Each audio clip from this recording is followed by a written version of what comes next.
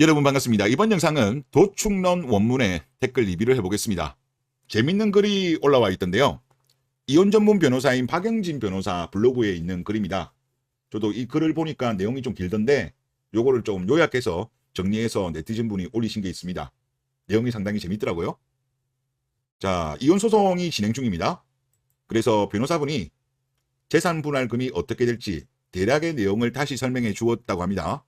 그런데 갑자기 소송을 의뢰한 남자가 진지하게 이야기를 했답니다.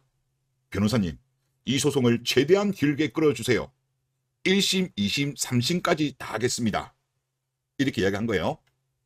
그래서 변호사분 같은 경우는 지난 조정기일에서 이혼을 빨리 마무리하고 싶다며 전세금에서 전세담보대출 금액을 뺀 금액에서 무려 절반을 아내에게 주겠다고까지 제안했던 그였기에 소송을 길게 가져가 달라는 그의 요구가 어리둥절했습니다. 빨리 끝내려고 했나 보네요. 그냥 돈 많이 떼주고. 그런데 이 남자분이 이런 이야기를 합니다. 저 여자 나이가 지금 만 36세입니다. 저 여자가 40이 될 때까지 소송을 길게 해보고 싶습니다. 40 넘은 여자가 뭘 할 수 있겠습니까? 자기 인생을 제가 망쳤다고 결혼기간 내내 저를 원망했는데 진짜로 망치는 게 어떤 건지 보여주고 싶어요. 남자분은 억울하다는 거죠. 본인은 잘해줬는데 여자는 피해의식에 쩔어가지고 전형적인 레파토리죠. 전형적인. 저는 앞으로 다시 결혼할 계획도 없고 남자로서는 아직 젊으니까 여자친구 만들고 다니며 재밌게 살면 됩니다. 저 여자는 제대로 된 직장 경력도 없고 할 줄 아는 것도 없는데 나이도 40 가까이 되면 더 할 게 없을 겁니다. 나이 40 된 이혼녀를 찾는 남자도 없을 거고요.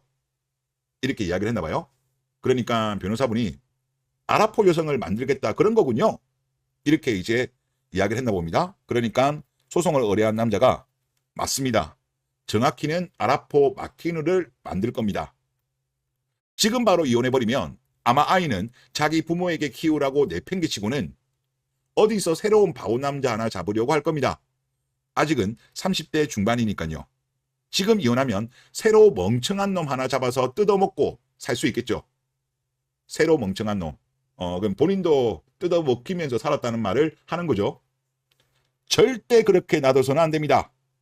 그는 결심이 굳은 비장한 표현으로 말했습니다. 저 여자가 우리 부모님의 돈을 공략한다면 저는 저 여자의 나이를 공략할 겁니다. 변호사님께서는 아라포 마케이노 작전을 잘 진행해 주십시오. 무조건 길게 갑니다라는 글입니다. 내용을 딱 보니까 물론 이야기는 양쪽을 다 들어봐야 되는데 이분이 많이 억울하신 것 같아요. 그리고 진절머리가 난 것 같아. 진절머리가 나가지고 그냥 빨리 끝내려고 했는데 생각을 해보니까 너무나도 괘씸한 거야. 아마 이 이혼의 기책사유가 여자 쪽에 있는 것 같아요. 그러니까 이분 같은 경우는 억울하니까 이게 소송이란 게 그렇잖아요. 길어지면 길어질수록 스트레스도 많이 받죠. 정신적으로. 그리고 비용적인 측면에서도 훨씬 많이 들어갑니다. 그렇지만은 복수하는 거죠, 이분은. 그리고 전세금 같은 경우도 여기 부모님의 돈을 공략한다면 이라는 내용이 나오잖아요. 아마 부모님의 돈이 들어가 있는 것 같아요. 그 돈이 지금 도축당하고 있는 거죠. 특유재산이죠, 특유재산. 그리고 딱 내용을 봐도 제대로 된 직장 경력도 없고 할 줄 아는 것도 없는 걸 봤을 때 거의 빈손으로 결혼했을 가능성이 높아 보이는 거예요. 그런데 결국은 뭐 제대로 결혼 생활이 안 이루어졌겠죠. 그런데 막상 재판을 통해 가지고 이혼을 할 때는 본인이 뜯기는 돈이 많으니까 이제 이분 같은 경우는 금전적인 손해를 보더라도 이 여자가 다시 새롭게 출발함에 있어 가지고 발목을 잡겠다는 거죠. 이혼녀도 사실 문제긴 문제지만 30 중반과 40 어라운드 40랑은 천지 차이 아니겠습니까? 이자 나이 30 중반이랑 40이랑은 천지 차이죠. 그래서 이분 같은 경우는 어떻게 본다면 목적만 본다면 좋은 결정을 한 것이 아닌가 그런 생각이 듭니다. 혹시나 여러분들 중에도 이런 케이스가 있으면 이런 어라운드 40 마케이노 작전을 펼쳐보는 것도 비용적으로는 좀 그렇지만은 해볼 만하다 그런 생각이 좀 많이 듭니다. 댓글 보도록 하겠습니다. 어리숙한 남자들 꾸준히 나오네요. 도축을 당하는데 질문한다? 공동명의 말하는 여자는 빨리 걸려야 됩니다. 여자들 사악하네요. 일하기 싫어서 조건 보고 사랑 없는 결혼을 하고 결혼 후 이혼해서 재테크할 머리를 굴리는 걸 보고 악마가 따로 없네요.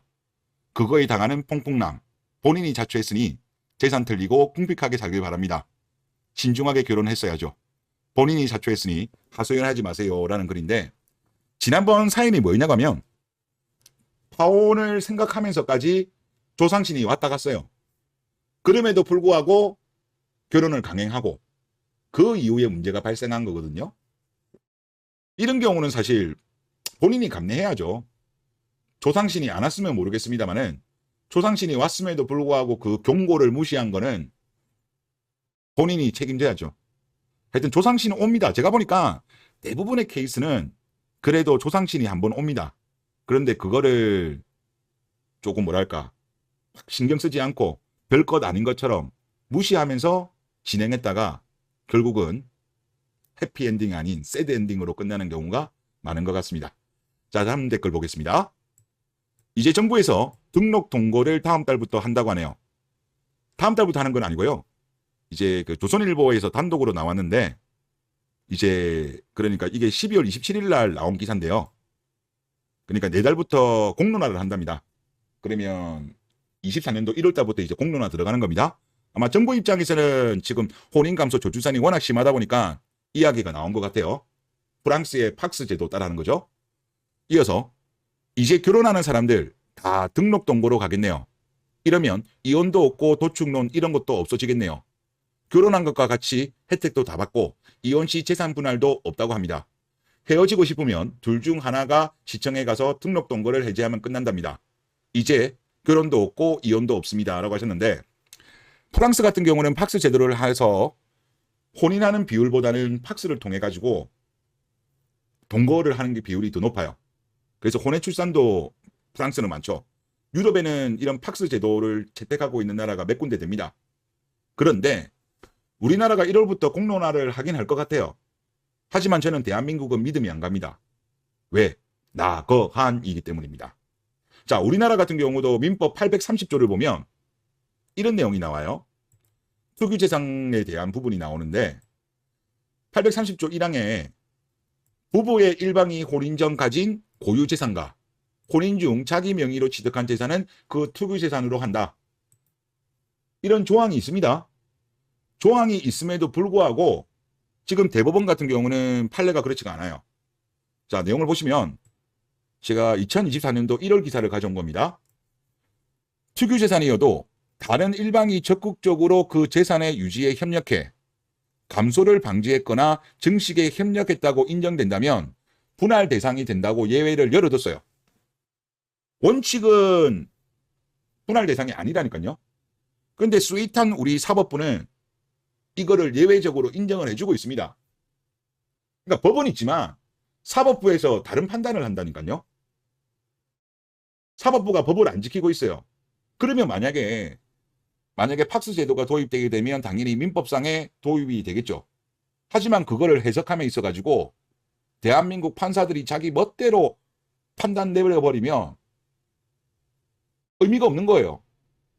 그래서 우리나라 팍스 제도가 도입이 된다고 한들 나중에 대법원에서 판례가 어떤 식으로 나오는지에 따라서 팍스 제도가 실제 프랑스라든가 유럽에서 하고 있는 것처럼 실제 적용이 안 될 수도 있는 거예요. 그래서 이런 거에 대해서 확실하게 정리가 되지 않은 상황에서 팍스 제도가 도입되었다고 뭐랄까 그냥 안심하고 결혼하면 리스크가 발생할 수도 있습니다. 그리고 얼마 전에 이런 일도 있었어요.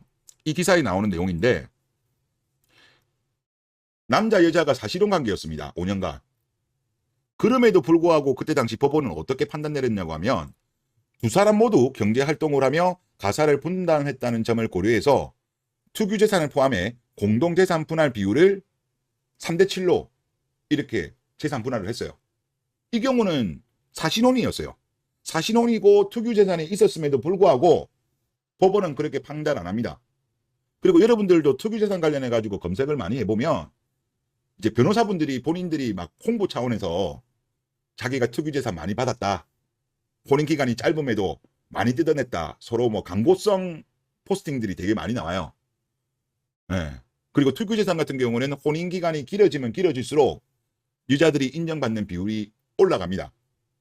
그래서 팍스 제도 도입된다고 믿으시면 안 될 것 같아요.